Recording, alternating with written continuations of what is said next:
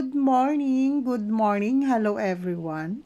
For today video, ayan, magluluto ako ng biryani, Robian in Arabic food. So ayan, pasayan yan sa atin.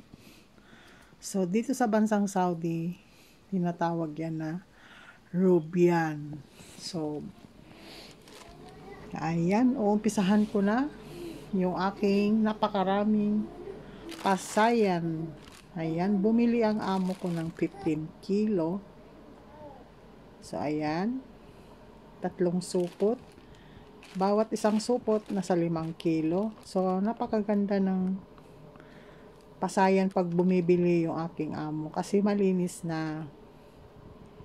Pero hindi pa yan yung last na malinis. So, bago ko linisan, syempre, ilalagay ko muna sa mga supot.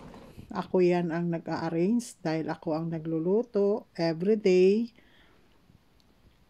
So, ako na rin ang nagtatansya-tansya sa mga cellophane kung gaano karami. Kasi pag ako nagluluto, alam ko gaano karami yung aking iluluto. So, hindi naman ako araw-araw nagluluto nito. Alternate. Chicken ngayon, bukas Robian, makalawa, laham, ganon. So, ayan. Marami na. Pero maganda lang. Bumibili yung amo ko, malinis na. So, ayan. Naka 15 supot din ako. Bawat 5 kilo. Nasa 5 supot. So, 1 kilo, 1 kilo. Pero, hindi ko alam kung 1 kilo. Ayan, binawasan ko pa. Kasi nga, tansya-tansya lang. Yung ginawa ni Exmer. Ayan, ako na rin man ang nagluluto, wala nang pakialam yung aking amo. Hayaan na lang ako pag dating sa ganito. So, ilalagay ko yan sa rep. So, nag-iwan lang ako ng para lulutuin today. So, ito na yung aking lulutuin ngayon. Hindi pa yan tapos. Ito yung sinasabi ko na mayroon pa tayong tatanggalin. Ito na siya. So, ayan. Ayaw na ayaw nila yan. Sa atin sa Pilipinas, wala yang matatanggal dyan. Pati yung balat, hindi natin tatanggalin. Ito, tinatanggal. So, nasa 1.7 kilo ito aking lilinisan. Ayan. Matagal ako matapos pag ako nasa kusina. Dahil dito, matigas pa yung iba.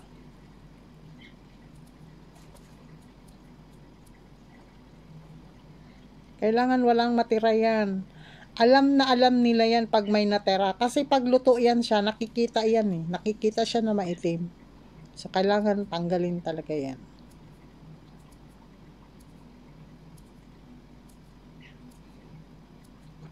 Kalit.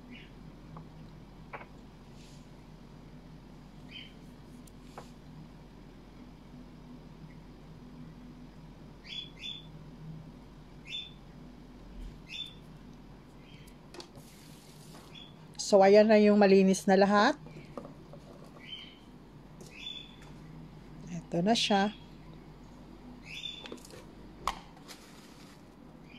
Lagyan ko ng asin. Yan. Lagyan pa yan siya ng asin. Ibabad saglit.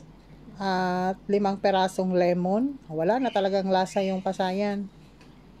Pero ganito dito eh. Kailangan natin gagawin. Ayan. Pero malinamnam ito siya pag naluto. Kasi yung kalamansi at saka yung asin, nag-absorb siya dito pag naibabad siya ng 10 to 15 minutes. Tsaka hindi na siya malansa. Wala talaga siyang lansa na maiwan.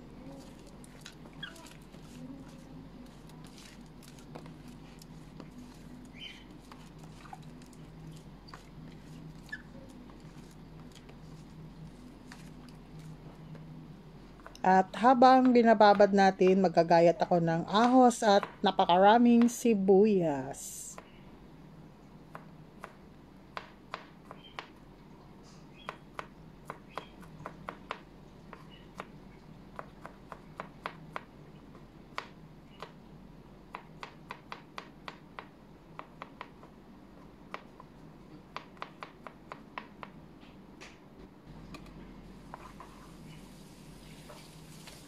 Ayan, tapos na ang aking paggagayat. Nasa 10 minutes lang tayo nagbabad. Pwede na nating hugasan.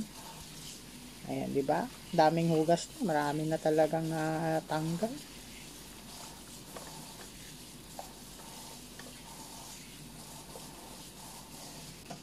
Ayan, buto na lang ng kalamansi yung naiwan. Wala talagang black na talagang malinis na malinis yung ating pasayan today. Ayan, naka-prepare na rin ako at isa lang ko na yung aking karahay. Next ay syempre olive oil ang ating oil dito. Hindi ako gumagamit ng hindi olive oil lalo sa paggisa-gisa.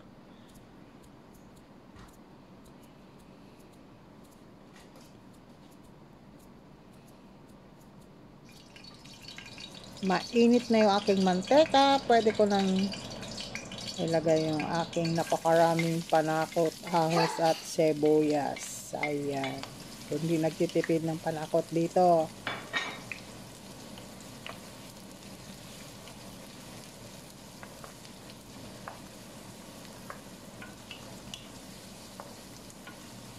Wow, ang bango.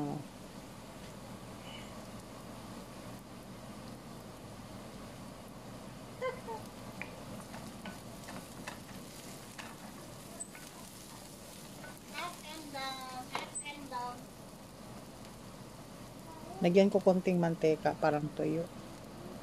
At ito na yung ating malinis na pasayan. Walang amoy yan. Pero malinamnam yan pag nailuto na.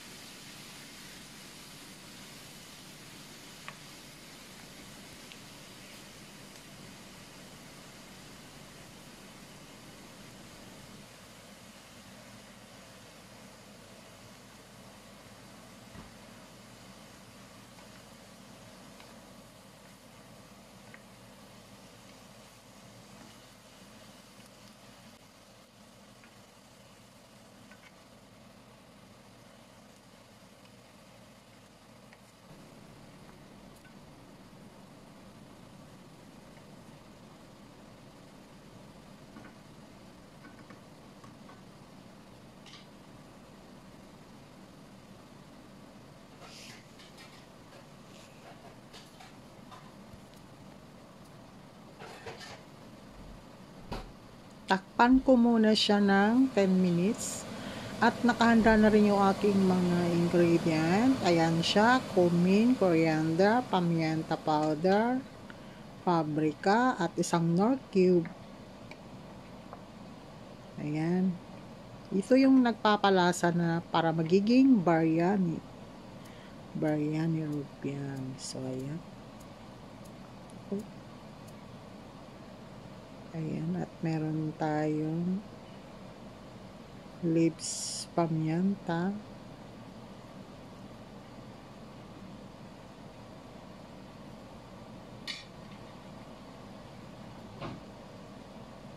Haluin lang hanggang siya ay mag-absorb. At hayaan natin ito siyang pakuluin ng 15 minutes.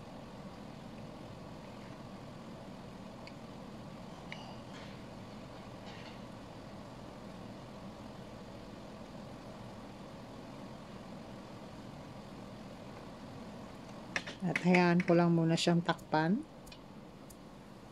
Ayan. Naihabol ko pala yung kamatis. Nakalimutan ko.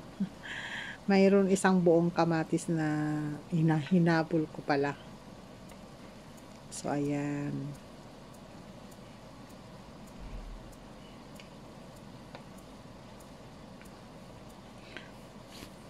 Pwede namang hindi maglagay. Pwede naman maglagay. Naglagay lang ako para malinamnam. Tsaka, isang kutsarang tomato paste.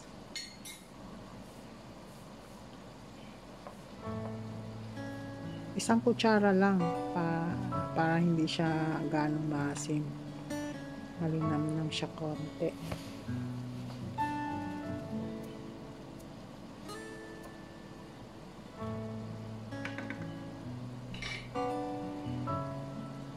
Tikman natin. Wow, yummy!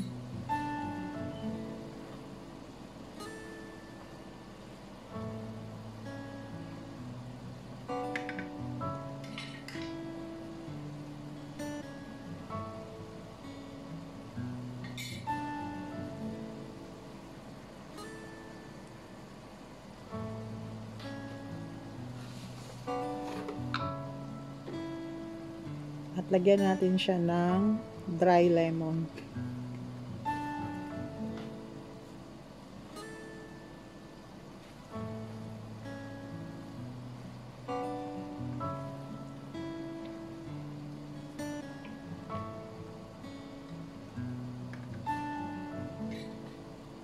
Ayan. Papaghinaan lang natin ang apoy habang mahina ang apoy, maging 10 minutes saka pagluluto nun. Ayan. Luluto ko na yung basmati rice. Ayan, nakababad na yan siya ng 30 minutes. So, tingnan nyo yung basmati rice na yan, bumubuka. Ganun yung bigas dito, matigas. So, pwede na natin ilagay sa pinakulong tubig. Nilagyan ko lang yun siya ng cinnamon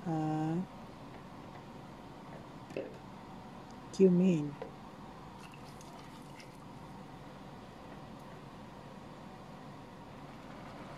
So, ayan, kumukulo na yung ating rice.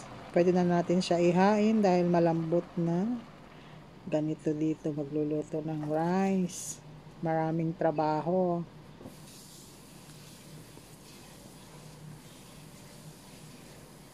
I-drain pa natin yan siya. Tanggalin yung tubig.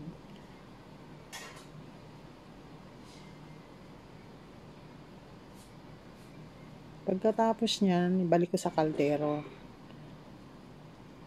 And then, lagay natin yung itong pasayan na pinakuluan ko. Ilagay natin siya sa taas ng rice. So, ayan. Malapit na talaga. Pwedeng-pwede na siya. Ilagay sa taas ng rice. Ayan, ready to eat na. So, yan na yung finish. Yummy, yummy. Hanggang dito na lang yung aking maibahaging video sa Family Temps, and friends. Stay safe everyone and God bless.